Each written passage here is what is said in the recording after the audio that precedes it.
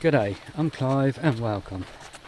Heading out with the Lanshan 2 in the pack, and today I'm going to just swap the 3-season inner for the 4-season inner.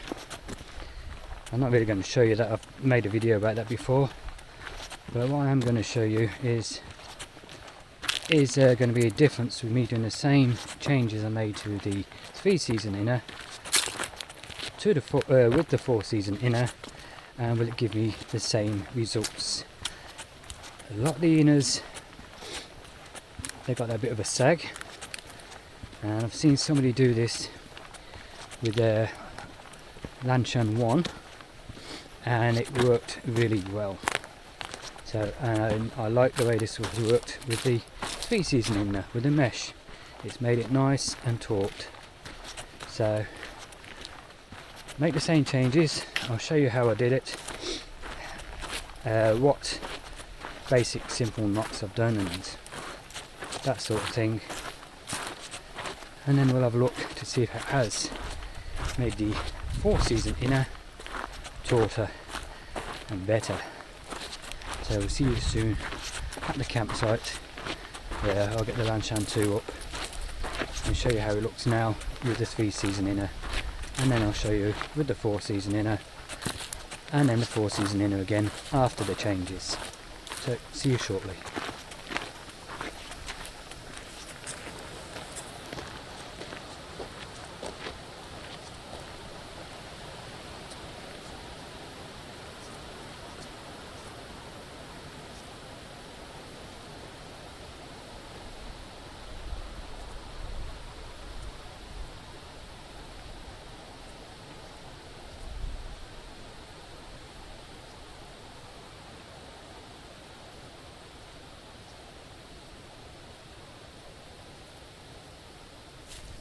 This is the view.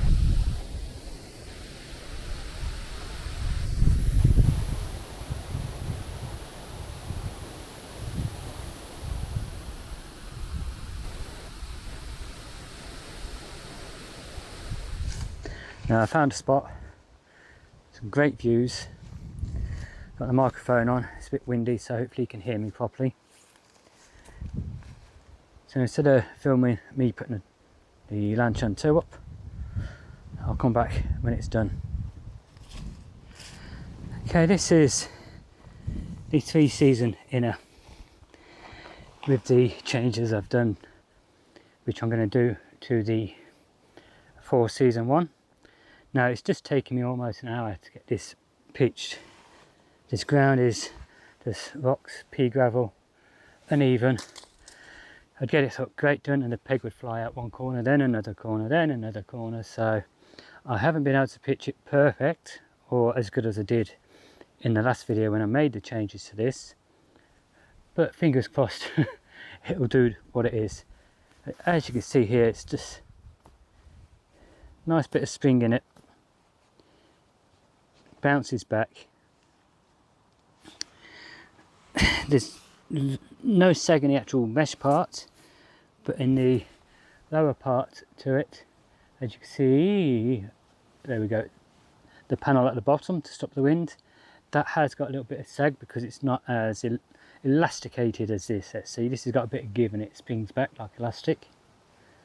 So now the plan is to take this one out, then I put the 4-season in one in to show you before I do the changes, and I'll show you what the changes are. Okay, here you go, got the 4-season in here in. You can see it's a little bit more flappier, this one is. Not much, or not as much elastification thing, doesn't pull back so much, it just flops around in the wind. And the inside, so you can see. Now remember, this is on an uneven ground. It was most level pitch big enough to put this tent up on. And we've got the sag in. Let's take my foot off that so you get a fair look. We've got the sag in here, this is all loose. Not too bad, it's still pulling back there. Loose again. What some people have done down the hens They've put a slot either top and bottom and run a bungee down with a line lock and just pulled it so it goes tight that way.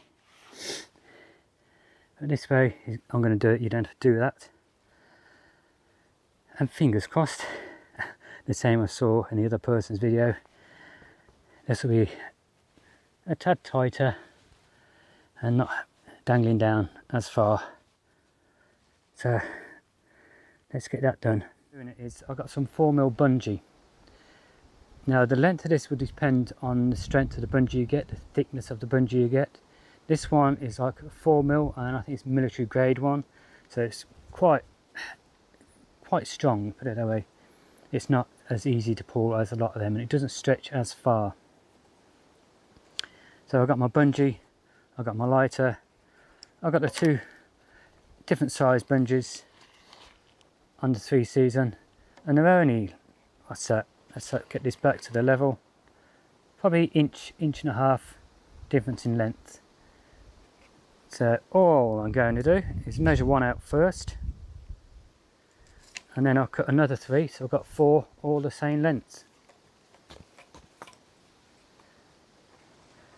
Now what we've got here, I've got about 1.5 inches of where I tied the knot, plus the knot, so it's going to be about 2 inches. So I'm going to give myself, so it's about 2 inches there.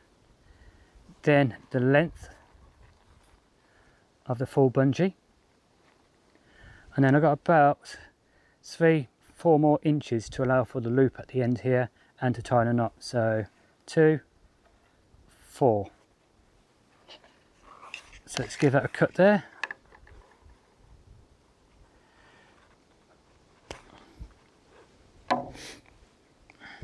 And again, I'll double check, it's about 2 inches, including a knot. And that'll allow me to bring the bungee over and tie a knot in it. So another 3 of these.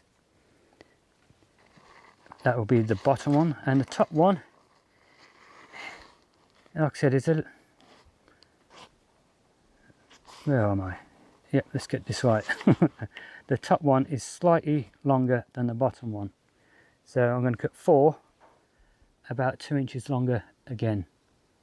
And if it's too long, all I need to do is undo the knot, pull it the loop, so that's where it was, and it's too long, the actual full cord. All I've got to do is undo the knot, pull it back a bit more, tie the knot again, and it'll be shorter.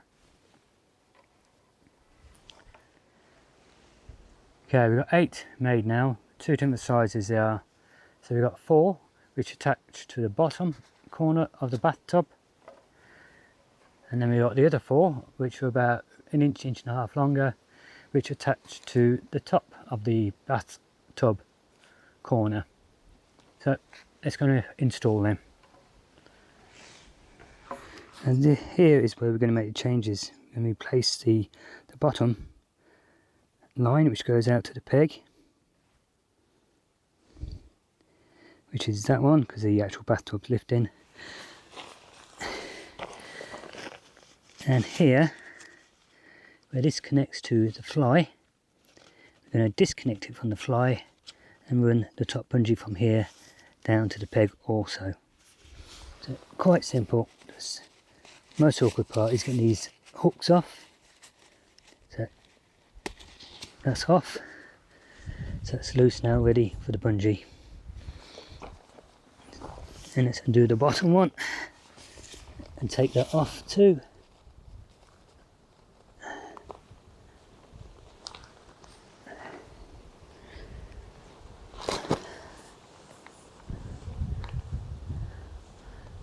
Okay, let's get this knot undone.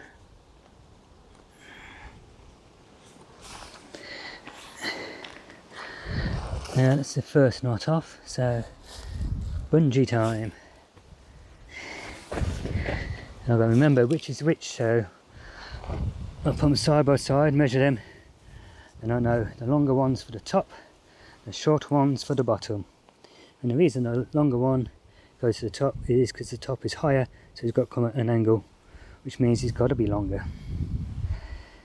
That one there, yep, top and the bottom one. Let's get those tied on. the bottom of the bathtub done. Now let's do this one. Put it through the actual bungee that's holding it. Wrap it around.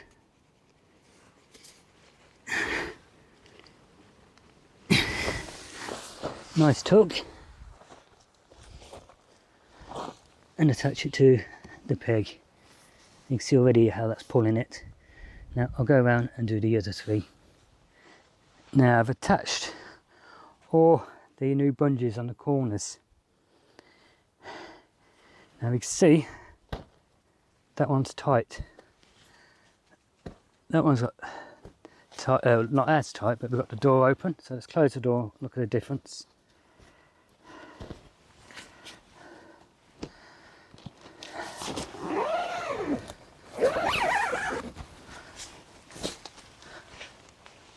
So here we go, door's shut and it's tight, it's not wrinkling up anymore. Turn you around,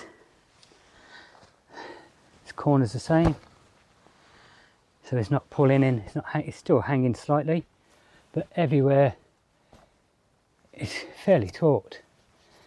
Now one thing I have noticed is, oh yeah, I just need to tighten that guy line up. This ground is such a pain. Again, the fourth corner, no need for putting any bungee or cords through it. It's nice and tight as it is.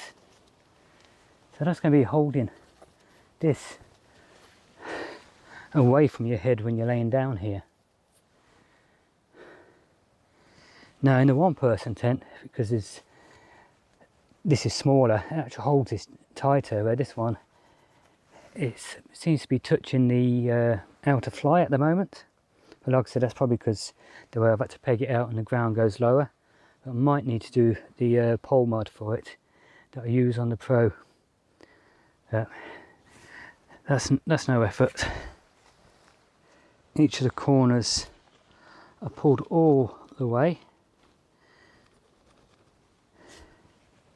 That one's pulled out because the ground's uneven down there, so that's okay, that corner. You can see this corner here is actually pulling out.